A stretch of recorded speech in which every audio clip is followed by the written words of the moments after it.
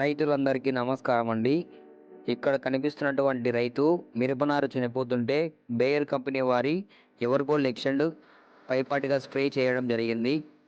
ఎలా పని చేసింది అనేది రైతు మాటలోనే విందాం.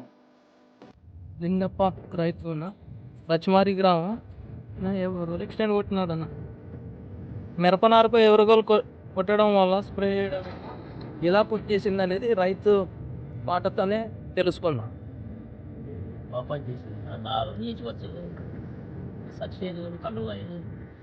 మిరప చచ్చిపోయేది కూడా కంట్రోల్ అయ్యలే. ఎంత ఎంఎల్ వేసుకుంటున్నారన్నా ఒక ట్యాంక్ 15 ml 15 మిగతా ఇంకా వాడొచ్చనా ఎవరిగోలు ఎక్స్టెండ్ మిరపనారుకు? మీ రైతులు ఎవరైనా తెలిసిన వాళ్ళు ఉంటే ఎవరిగోలు ఎక్స్టెండ్ బేయర్ కంపెనీ వాడాలి. కొట్టడం వల్ల వచ్చిన